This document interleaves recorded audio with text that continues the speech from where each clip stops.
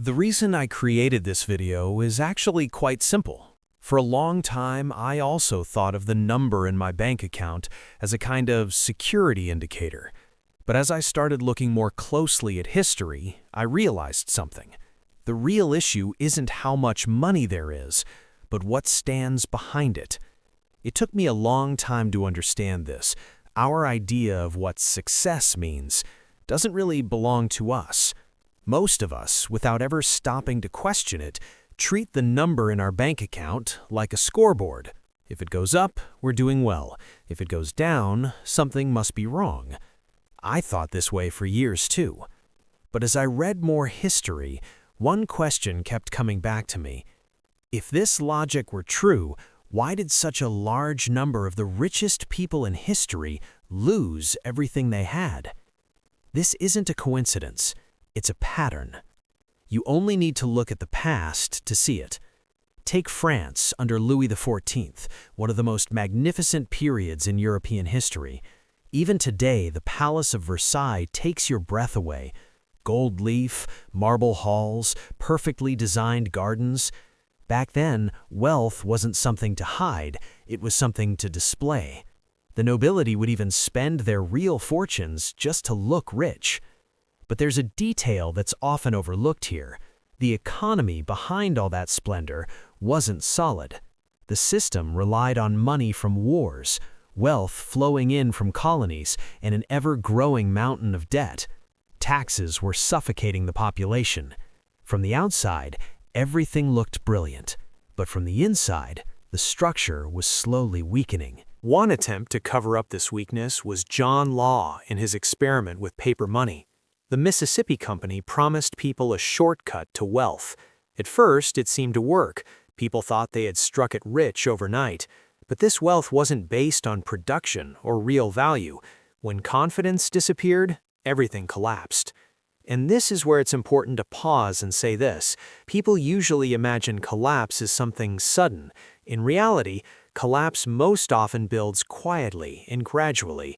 Problems are ignored for a long time, and as long as the numbers look good, no one feels uncomfortable, until one day, everyone realizes the truth at the same time. What struck me most here was this: not everyone lost. The ones who lost were those who trusted numbers alone. Those who owned land, who produced something, who had tangible skills, were able to survive. We see the same story repeated again and again in different forms. In 1920s America, while the stock market was soaring, hardly anyone took the possibility of a crash seriously. Everything looked like progress. Then came 1929, and suddenly it became clear how fragile paper wealth really was. What made me think was this: people are usually caught completely unprepared because the system constantly feeds them a sense of security. Banks, markets, authorities, all of them create the feeling of stability, but history has shown us time and time again that this stability is never permanent. At this point, I realized something important. Money is often not value itself. What matters is what actually stands behind it. If there is no production, no real usefulness, no ongoing necessity, then that money is nothing more than a promise. In the world we live in today, this distinction has become even more blurred. Stocks are inflated by expectations. Real estate prices depend on emotions and interest rates, and currencies are built entirely on trust. This part is especially important to me because trust may seem abstract, but it is one of the most critical foundations of economic systems. Once it is shaken, rebuilding it can take years, and during that process, the price is usually paid by those who are the least prepared. When trust is damaged, things collapse like dominoes. From Weimar Germany to Venezuela, history offers countless examples. So I asked myself this question: then what is truly valuable? The answer is clear, but uncomfortable. Value is what works, what people cannot give up even in times of crisis. It might be a skill. It might be productive capacity. It might be a service that others constantly need, something that can stand even when the system is shaken. Japan's economic bubble in the 1980s proves this distinction very clearly. Paper wealth disappeared, but the country itself did not collapse because there was still knowledge, discipline, production, and quality. In other words, real value. I think the greatest achievement of the modern system, or perhaps its greatest trick, is keeping us from thinking about this difference. It creates a sense of security through salary, status, and appearance, and when that sense of security breaks apart, most people don't know what to hold on to.